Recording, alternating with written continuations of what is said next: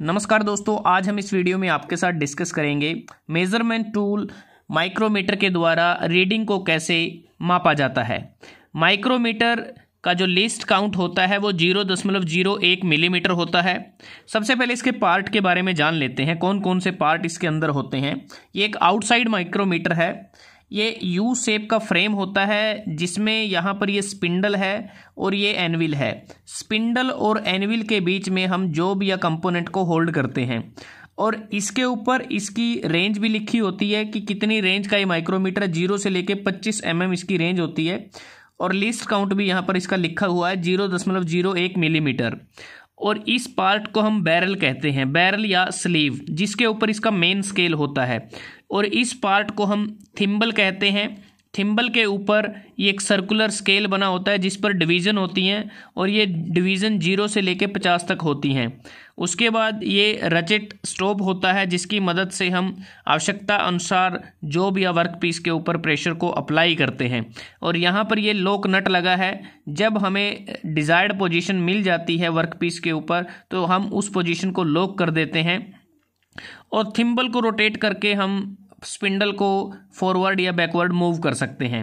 तो अब बात करते हैं, हमने जो वर्कपीस या कंपोनेंट लिया है वो एक स्फीयर है। इसका डायमीटर कैसे फाइंड आउट करेंगे माइक्रोमीटर के ऊपर। तो ये जो मेन स्केल होता है बैरल के ऊपर, इसके बारे में थोड़ा जान लेते हैं। इसके बीच में ये जो लाइन है इसको हम रेफरेंस लाइन कहते हैं या डेटम लाइन कहते हैं।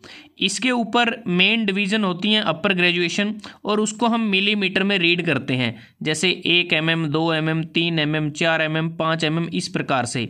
और इसके नीचे वाली जो लोअर डिवीज़न होती हैं या जिसे हम सब डिवीज़न कहते हैं, तो इसको हम 0.5 mm इसको रीड किया जाता है, ठीक है। और जो सब डिवीज़न होती हैं, रीडिंग लेते समय हमें एक ही चीज़ ध्यान में रखनी है, सब डिवीज़न 1 हो सकती है या फिर 0 होगी, क्योंकि हम उसे देखेंगे मेन डिवीज़न के बाद।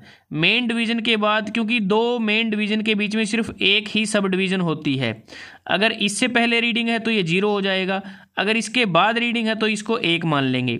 तो कैलकुलेशन करते समय, रीडिंग को मापते समय सिर्फ एक ध्यान रखें, सब डिवीज़न 1 है या 0 है, उसको हम 0.5 mm के साथ मल्टीप्लाई कर देंगे।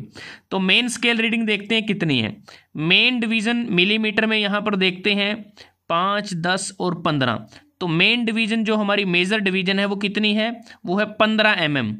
15 mm के बाद क्या कोई सब डिवीज़न है? तो बिल्कुल आपको साफ नज़र आ रही है, 15 mm के बाद एक सब डिवीज़न है।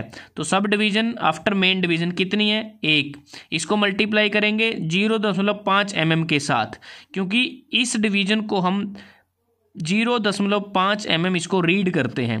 तो 1 को मल्टीप्लाई किया 0.5 mm के साथ, तो 15 mm प्लस 0.5 mm, तो मेन स्केल की रीडिंग हमारी आ गई 15.5 मिलीमीटर।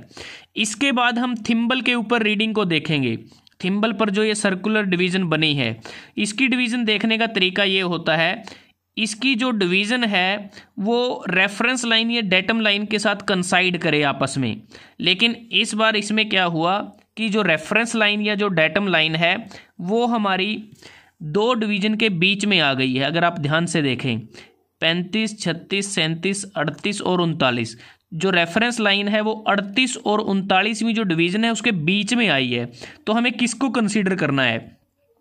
जिस डिवीज़न को रेफरेंस लाइन ने पार कर लिया है, 38 को पार किया तो इसको कंसीडर करेंगे, 39 को हम नहीं कंसीडर करेंगे। तो मतलब जो पहले वाली जो डिवीज़न होगी उसको कंसीडर किया जाएगा।